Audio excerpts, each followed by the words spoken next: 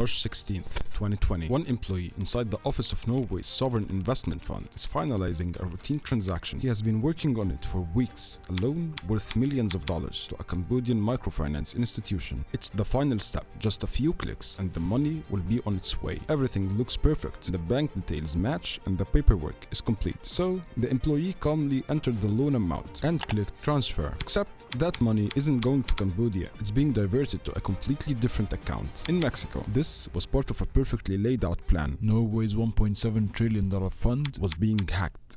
Months before the incident, an employee was sitting at his desk, doing his daily routine work, replying to emails and handling the usual flow of tasks. The office hummed with the quiet sounds of a typical day. But in the middle of this ordinary workday, something unusual happened. An email, a job offer from a company he vaguely recognized. It promised an exciting opportunity. However, he hesitated. He knows the rules. Don't click on external links from unknown sources. But curiosity begins to creep in. The offer looks legitimate. He didn't want to miss out on this opportunity. The employee's hand hovers over the mouse. He clicks the link. The screen flickers slightly, then returns to normal. A form page popped up. He filled it with the required data and moved on with his day as if nothing happened. But something had just happened behind the scenes. The click had opened the door. The link wasn't harmless. It carried malware. And now, whoever sent this email had their way in. In our modern day, this is called a spear phishing attack. It's one of many ways the hackers may have gained access to Norfund's internal system. To this day, no one knows exactly how Norfund's system was breached. Was it a phishing attack or perhaps a carefully executed cyber hacking attack? Nobody knows. But one thing is sure, the hackers found their way in and they were ready to proceed with their plan.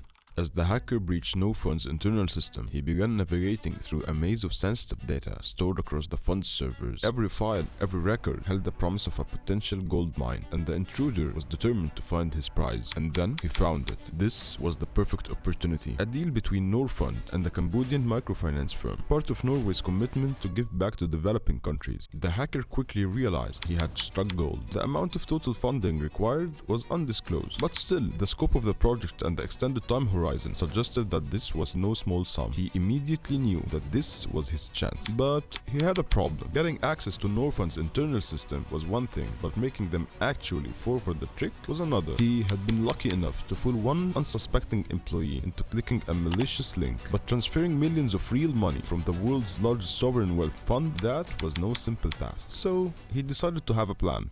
March 16th, 2020. An employee sat at his desk, his day unfolding like any other. On his screen, a familiar task was waiting, the transfer of $10 million to a Cambodian microfinance institution. His fingers hovered over the keyboard, ready to finalize what seemed like a routine transaction. But across the world, someone was waiting, watching his screen closely, heart racing. He had spent months preparing for this moment, but his nerves still burned. What if the employee noticed something was off? What if they spotted the spoofed email? This was the final stretch, and the hacker was on the edge. The employee had no reason to suspect anything was wrong. The deal had been in the works for months. Emails exchanged, contracts negotiated, and now the first payment of the longly negotiated deal is finally due. He reviewed the emails one last time. The employee clicked one single click, and the $10 million began their journey. But those emails weren't what they seemed, and the money wasn't heading to Cambodia. It was heading to Mexico. What about the name on the bank account? The name closely mirrored the original Cambodian institution, but with a tiny modification. In other words, it was a fake. This account was under the hacker's control. As soon as the bank dashboard of the hacker refreshed, he froze in his seat. He refreshed the screen once, and there it was. The money had landed. $10 million.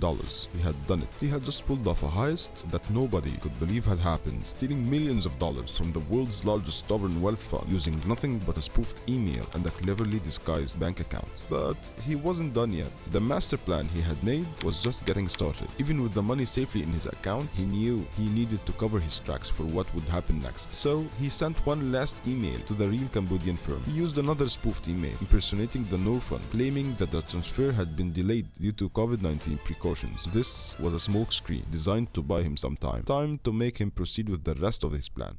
30th of April 2020, 6 weeks after the first transfer, the employee was sitting at his desk when he received a strange email. Another request for funds. Something didn't feel right this time. He assumed the deal with the Cambodian institution was finalized, so he opened up his email. It looked just like the others, professional and polite, but something was off. The tone seemed a little too urgent, and the request was out of place. Across the world, the hacker was growing nervous. He had already succeeded once, but could he pull it off again? He stared at his screen, refreshing the page, waiting for the money to arrive. desperately hoping the fund wouldn't catch on. The employee couldn't shake the feeling that something was wrong. Instead of approving the transfer, he approached his manager. Together, they reviewed the email. What they found made their stomachs drop. It didn't take long for them to spot it. The email address wasn't entirely correct. A slight difference, barely noticeable, but enough to reveal the truth. The email wasn't from the real Cambodian institution. They had been fooled, and the world's largest sovereign wealth fund was hacked. On the other side, the hacker's desperation turned to panic. The second transfer wasn't happening. He had been discovered. He knew it was too late. The heist was over. Back there in Norway, the managers inside the Norfund